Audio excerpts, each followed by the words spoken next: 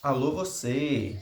Vamos seguindo aqui com o estudo da lição da Escola Sabatina. Hoje é quinta-feira, 11 de setembro, e o título da lição de hoje é Intercessão. A lição da semana, Apostasia e Intercessão, é o título do estudo da semana. E hoje, intercessão. E durante a semana a gente viu aqui o povo de Deus se corrompendo após Moisés estar ali por 40 dias no Monte Sinai, na presença de Deus.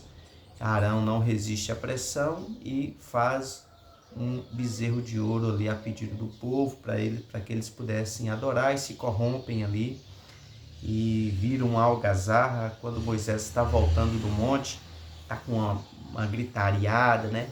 Uma gritarada, barulho e tal. E então Moisés desce com as tábuas dos mandamentos, quebra ali na presença do povo os mandamentos. Muitas pessoas são mortas a pedido de Moisés, né? A mando de Moisés. Muitas pessoas ali são mortas, provavelmente os mais eufóricos ali. Porém, apesar de tudo, Moisés volta a falar com Deus novamente. E na leitura de hoje tem inclusive a pergunta diz assim: até que ponto Moisés chegou em sua oração intercessória pelos pecadores?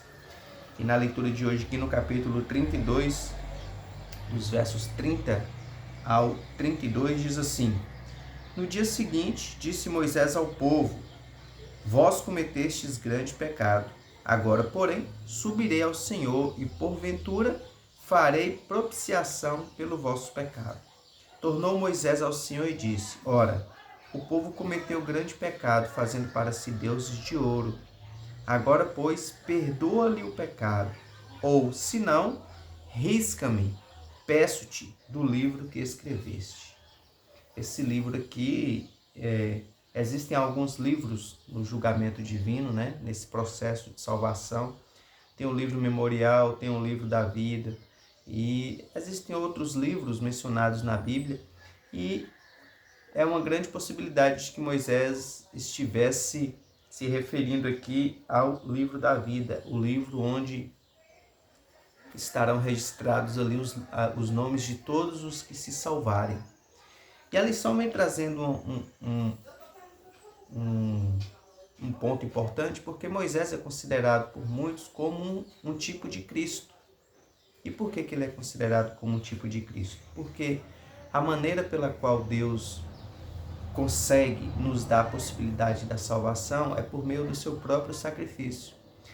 E vejam que apesar de toda a ira, a ponto de Moisés quebrar as tábuas dos mandamentos que Deus havia dado, ter mandado matar tantas pessoas, ele, apesar desse momento de ira de Moisés, ele ainda teve a compaixão pelo povo, né? E ainda teve assim, no seu coração, ele pede para Deus: olha, se você não perdoar aquele povo ali, então risca meu nome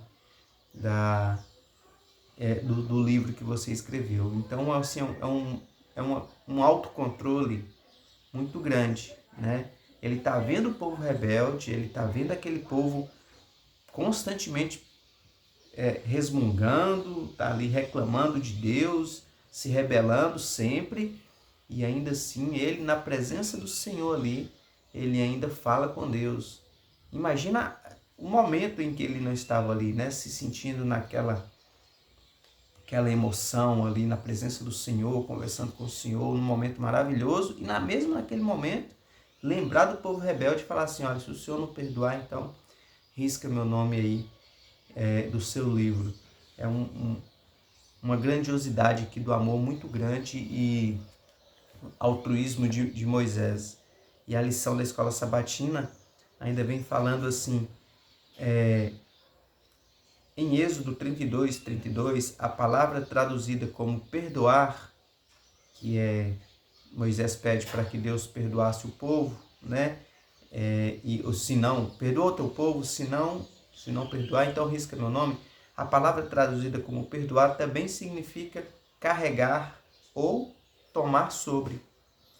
Isaías 53:4 aplica o mesmo verbo a Jesus, que diz assim: certamente ele tomou sobre si as nossas enfermidades. Então, o perdoar é tomar sobre si, sobre Deus. É Deus levar a culpa, né? Olha, leva a culpa no lugar desse povo, ou seja, perdoa, leva a culpa no lugar desse povo. E a lição continua: que revelação poderosa sobre o processo de salvação e perdão e o que custou a Deus para nos salvar.